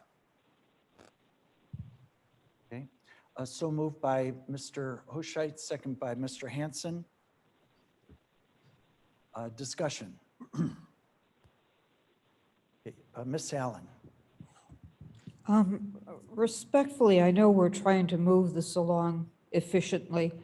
I appreciate that the state's attorney hires attorneys, but I just would have preferred that on the subject of the consultant, that we would have used our regular purchasing protocols. I'm going to guess an RFQ, request for qualifications. I just would have been more comfortable with that. We're talking about spending around $600,000 or up to $600,000, and that's just a lot of money. I take comfort in the protocols that we already have in place. Okay, thank you, Ms. Allen. Other comments or questions? Seeing none. Any from anybody on the phone? Hearing none. I would like to just get a clarification on an item. There was an RFP sent out by the State's Attorney's Office on July 24th, or excuse me, on July 22nd. The deadline was July 24th. The one was Wednesday, that Friday at noon. You had asked during the meeting on the 27th, with respect to outside consultant, is that something that other collar counties have done? Our state's attorney replied, every collar county has retained an outside consultant, and I received 2 proposals over the weekend. Then the second was, over the weekend, so that's the 25th and 26th, and one was this morning on 7/27 that Mr. Berger and I will review and have a recommendation. Really, I hope by a week from today to this committee as to who you should retain. I understand, and I have a copy of the one submission came in on 7/24/20 at 11:53 a.m., so it met the noon. I would just ask for the chairman and the members of that committee to document. I have asked this question publicly 3 times, once privately, and just the matter, because I know that everybody wants to be conscientious, to document that the group that was selected submitted their RFP response on time. So would the committee please provide that documentation to the board? Mr. O'Shea. Mr. Chairman, the committee through the state's attorney's office will be glad to provide whatever information we have in response to your request. Thank you. Any other questions or comments? Seeing none, hearing none, clerk, call the roll. Ellen, No. Ferrero, Ferrero, yes. Davis, Davis, yes. Raz, Yes. Hanson, Yes. Hernandez, Yes. O'Shea, Yes. Iqbal,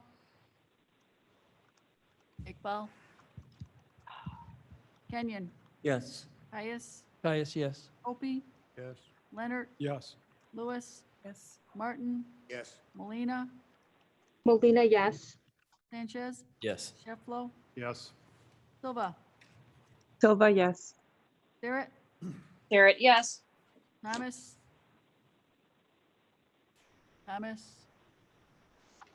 Weber, Yes. Wegman. Thomas, yes. Thank you. Wegman? And Winnicke? Yes. Passes. Okay, the motion passes. Mr. O'Shea? Okay. Mr. O'Shea, just to confirm, those actions satisfy the needs of the CAC committee? Thank you, Mr. Chairman. Yes, they do. And our next meeting is Monday at 2:30. Encourage everyone to be present. Okay. Thank you very much. No appointments for this month's meeting. Executive committee, may I have a motion and a second to go into executive session to discuss personnel settlement of claims and pending litigation? So moved by Mr. Sanchez, second by Ms. Wegman. Clerk, call the roll. Ellen, Aye. Ferrero, Ferrero, yes. Davis, Davis, yes. Raz, Yes. Hanson, Hernandez, Yes. O'Shea, Yes. Iqbal, Kenyon, Yes. Caius, Yes. Opie, Yes. Kurt, Yes. Lewis, Yes. Martin, Yes. Molina, Molina, yes. Sanchez, Yes. Shefflo, Yes. Silva, Yes. Garrett. Garrett. Is it yes or no for into exec? I think it was a yes. Garrett said yes. Thank you. Thomas, Yes. Weber, Yes. Wegman, Yes. Winnicke. Yes. That passes. Okay, motion passes. We'll go into closed session. Thanks, Mark.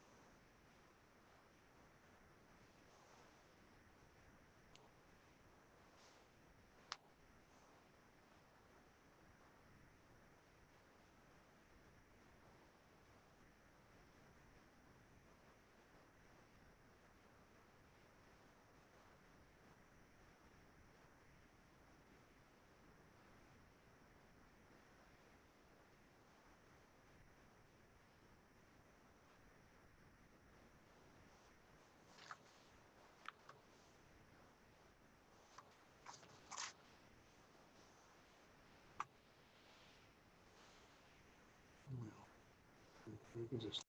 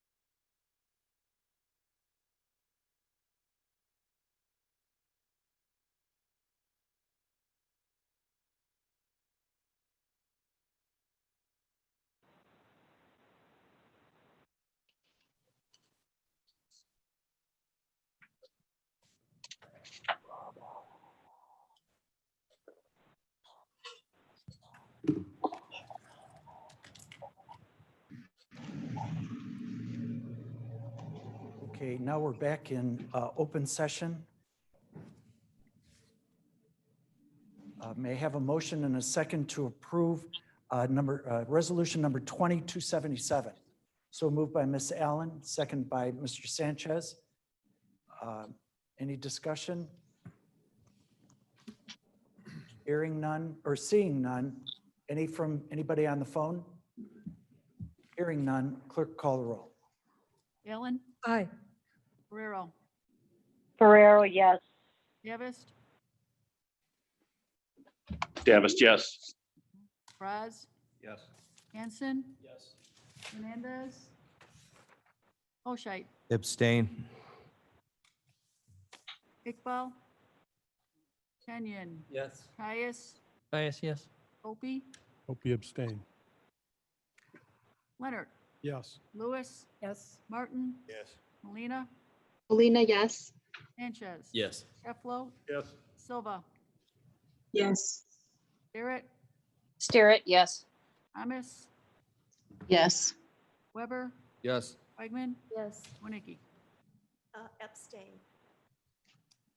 Passes.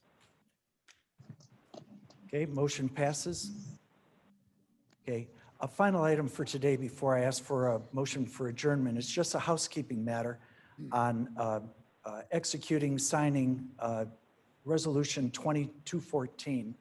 This is where a payment of $96,000 to Officer Loomis, who is the officer on duty at Delnor, when a prisoner naked, just had surgery to remove a sandal from his stomach that he had partially eaten, was overpowered, armed Officer Loomis. Then that resulted in raping 2 women, terrorizing hospital, terrorizing a community. County paid millions to the victims. And now this action, which was supported by a majority of the board, to pay out $96,000. In the majority vote, after that vote, I made it clear that I was not going to sign that.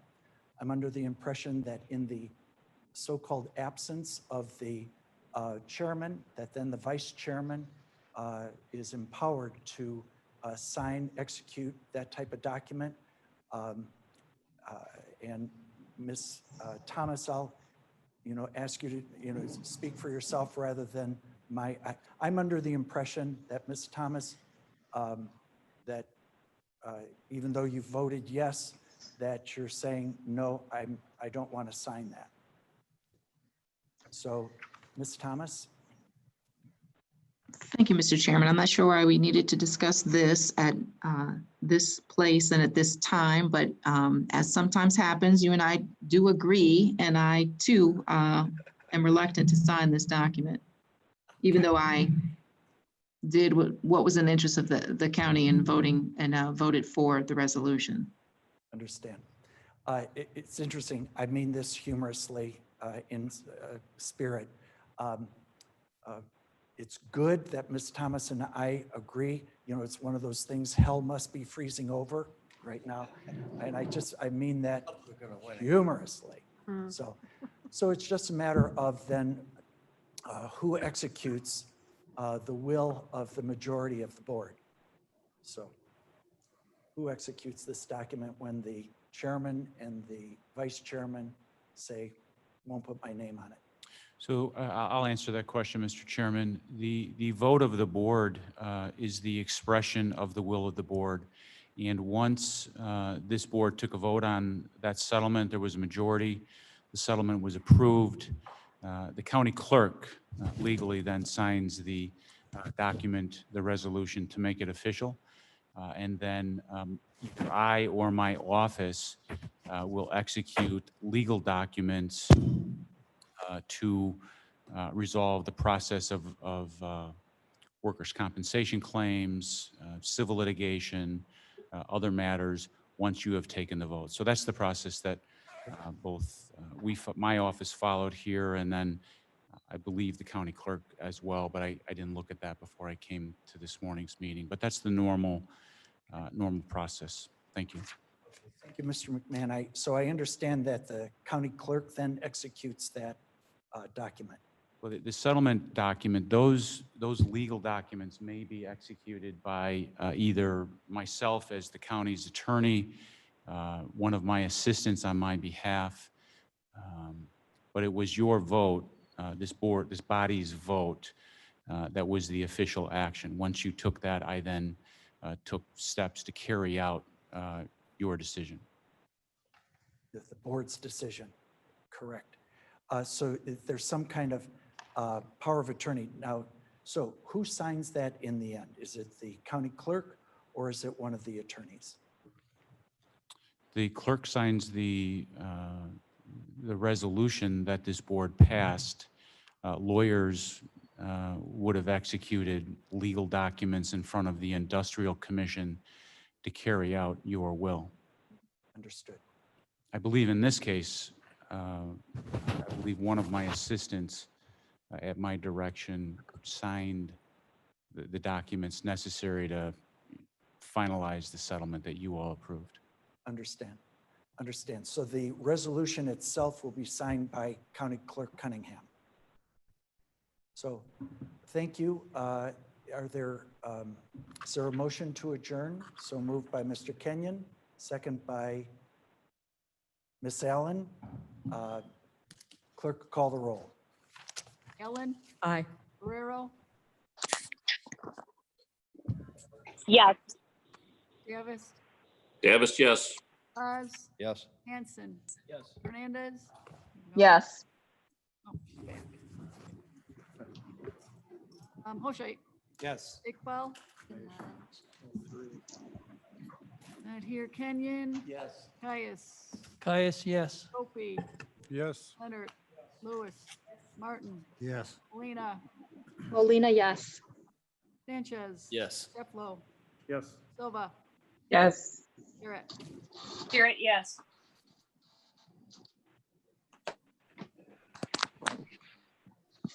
Did you hear Yes. Sarah? Yes. Wegman? Yes. Winnicke? Yes. Thomas, yes. Thank you. Celeste, did you hear me? This is Susan Starrett. Did you hear me say yes? Yes, I did. Thank you. Thank you. We're adjourned.